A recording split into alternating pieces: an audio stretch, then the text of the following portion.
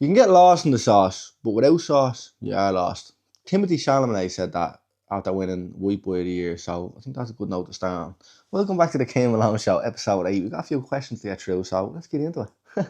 So the first question is from Ian, and he says, would you rather hear music talk for the rest of your life or never see colours again?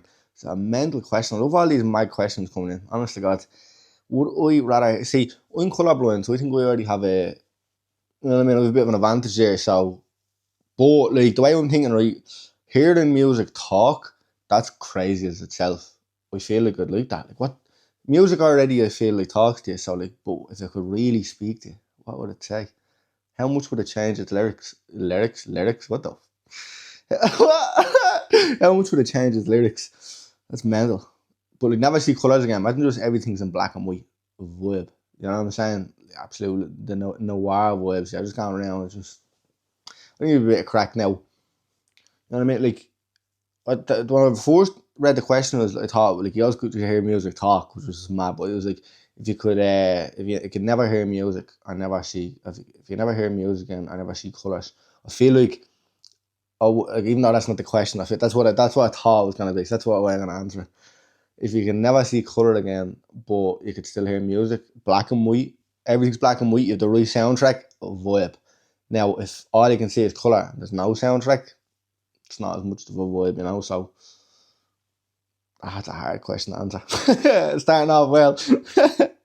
You also asked, imagine your favourite song talk. So that's kind of the same as the last thing, but that's mental, isn't it? Yeah, your favourite song can talk. But I feel like they are all talking, but then you go to the songs without lyrics, you know, just absolute symphonies. What would they say? Are they already speaking to you? It's a crazy question. I love it. Shane asks, how come you're such a sound cunt? That's what you have to be. You're on this earth to just have a laugh, enjoy time with us. Whatever you learn, pass it on. Have a bit of crack in between, you know what I mean? Shit's bleak. Have some fun, you know what I'm saying? So I think that answers the question of how I'm such a sound cunt. And Mairead asks, if you couldn't do what you're doing now, what would you do instead? So right now what I'm trying to get into is the filmmaking, making movies, just art, having a bit of crack. That's what I'm trying to do right now. So if I wasn't doing that, what would I want to do? Maybe NBA player. I love basketball growing up, and then I stopped growing at a certain point, and it was just like, right, maybe that's not my sport. So back into the football, but that also wasn't my sport. So turns out I'm a bit more of an artist than a sports athlete, you know. So you find what you're good at, and you take a bit of reins and you go with it. You know what I'm saying?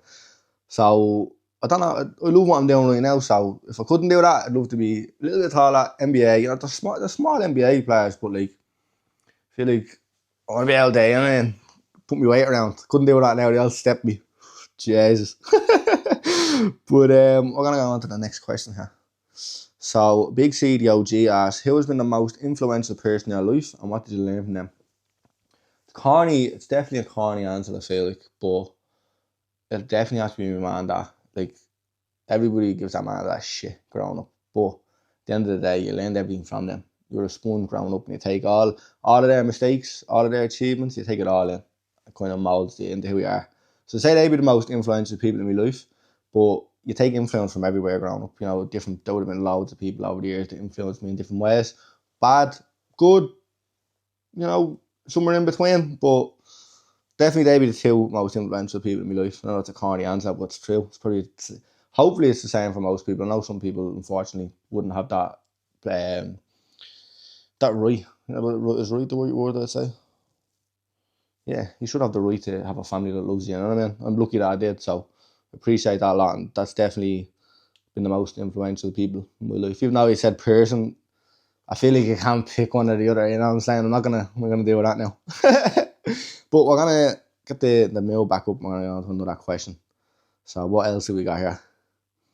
So Kane just said stories. Stories. So I have a few stories, right? Well, the biggest one would probably be like nearly dying there not so long ago. I went to Greece on a holiday. Me and the boys rented quads.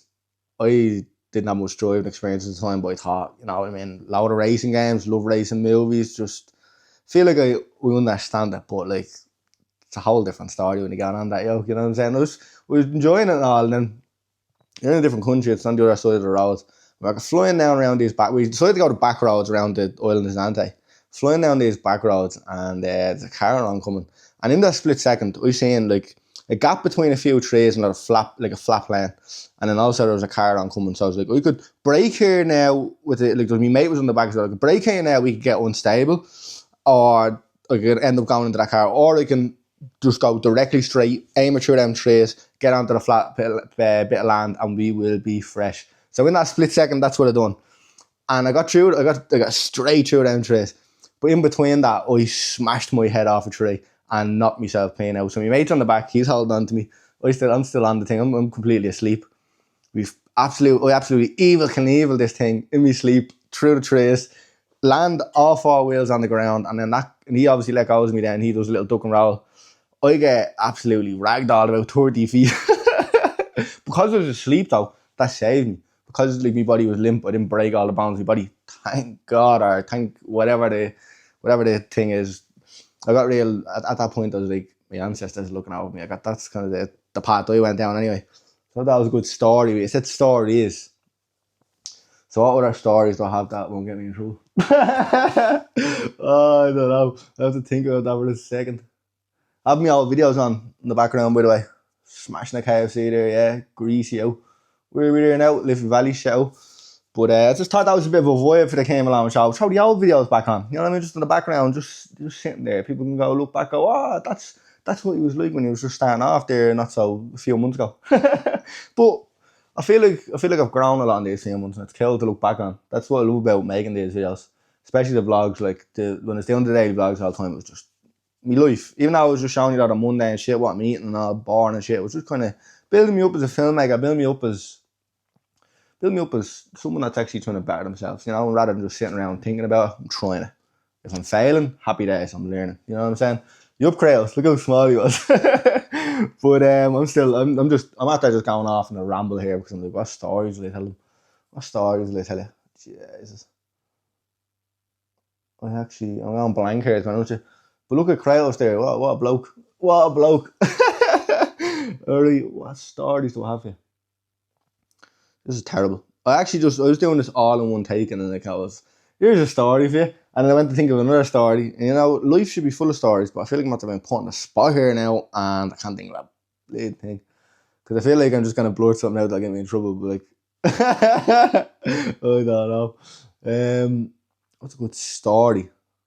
What's a good story? So it's a mad story, yeah? There was, when I went to Magaluf when I was younger, right? When I was 17, just after finishing school, me and one of the boys went to Magaluf for 2 weeks. And there was this man that just kept appearing throughout the whole 2 weeks, everywhere. The first night we went in here to when we went into a kebab shop to get a kebab, and we just arrived, Mr. Wing Wing. That was his name, Mr. Wing Wing. And like, I'm not trying to be racist around, but like that, you hear that name, you think like, oh yeah, Mr. Wing Wing, maybe Asian, some sort of Asian. I don't want to stereotype here, but like, come on, Mr. Wing Wing's a pretty Asian name. Everyone's gonna admit that. He was a Turkish bloke. He just popped up everywhere. Like, I'm pretty sure he got him as a taxi driver. Yeah, Mr. Wing Wing. He was working in the nightclub and all. He was in the bathroom, down the spray and all. He gave us a kebab. I was like, is this like, are we hallucinating here, or is Mr. Wing Wing just appearing? My mate Shane can verify that story. I swear to God, just Mr. Wing Wing popped up everywhere. I don't know why he's at the name of his life. That's just a mad story that popped into my head there. After so much, you know what I mean, mumbo jumbo in between, enjoying the Yup Jack, doing a few tunes. That mixes out, by the way. So what's 2 seconds actually? 2 seconds here now. I am a bad mate. This is visually what a bad mate looks like. I'm just about to shout out his SoundCloud, yeah, and I was like, I don't know if his name is just his name or he has the DJ name. No, it's just his name. Go Jack Nolan on SoundCloud. I'll actually pop it up here now. The last one, where is it gone? Yeah, it's just called Mix, yeah. You can see that there. Get on to that, yeah. That's what he was making there in that video. So come here. Is that all my questions there? Is that all my questions there? Sorry, no. I also have one here now, Korea. He says, "Do people know my new single Can't Stand Me is out on all platforms?" I don't know if they have, but I shouted him out on the last one. He had another one. Irish people rapping in the UK accent. It's a good little tune. Here's a new one out now called Can't Stand Me. So get onto that, yeah. Korea, CAR Euro sign W. Get onto it. It'll be in the comments. Sound. But look at me in the guitar that I said I was going to learn and never got into.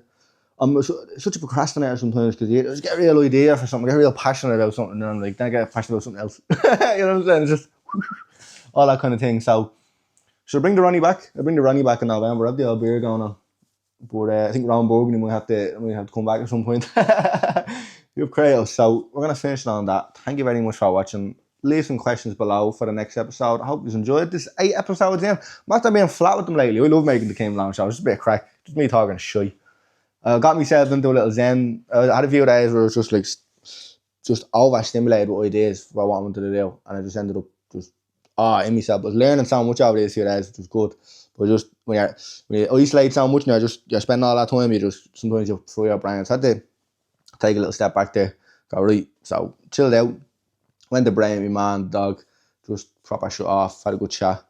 And then I came back. I was like, right, lovely. I'm ready to record this now. I have all my questions. So I stuck on YouTube and I put on. It was just like it was neat. It was called Kneecap Live or something, and it was like, but it was the Mary Wallopers were on, and they were singing a lot of Irish tunes, and there was a man from Game of Thrones on what's his name again? Sir Davos. Sir Davos. I can't remember his actual name, but Sir Davos from Game of Thrones. He was on it as well, and he's pouring points against us. But they were all just belting out a few tracks. I ended up turning it off before the Kneecap even came on, but it was just kind of like I was like, right, shut off. And then I was shout out to 2K10 I was voice messaging him before I started recording this. I was just talking to him about something, but it's just like, because I was at the game myself into the zone of just shy talking. Like, I'm not stopping here now. And, I'm at the dropping something. I'm not stopping here now, but I was only saying, I was like, every voice message I sent was about 2.5 minutes. I actually looking back, I was like, just shut up, man. I'd have been like, sometimes I'm busy and someone sends you a voice message that long, you're like, oh, just go away. And then I'm looking at myself down, I'm like, what a hypocrite. So, and he listened to all of that, and he got back to me. You know what I mean? So that's a sound fella. So shout out to him, yeah. Definitely have something with him sound coming. Just, all this freedom and all this time to just focus on my art. It's just, I got overstimulated. All these ideas were bursting out of my head, so I'm like, great, I need to focus. I've the premise written up for my movie that I'm going to work on. So now I'm in character development, so it's like I'm actually getting a bit going on that. So I was focusing on that for a few days. So I can't wait to show you that, but I feel like with that, my first movie, I need to just do this on my own. Because I was thinking about collabing with people, but I just need to build it all up myself and then show others. I'm gonna not get into it while I'm building it, just build it all up and then say, look, this is what I have here now. I'm gonna try to get funding. If I can't get funding, I'll do it with non-funding. I'm writing it so I can do it with no budget or the budget. So, it's gonna be killing me. First movie, so the filmmaker fella, yeah. The filmmaker fella. Love it. The vlogger fella, the filmmaker fella, I'm just a fella, just doing shit. So I hope you are too. Even if you're a young fella or a young, I was trying to say young one, but with like Ella at the end, but like I don't know. I actually don't know. I'm just shouting on here. Just shut up, Ken. Just at some point, just shut up, Ken.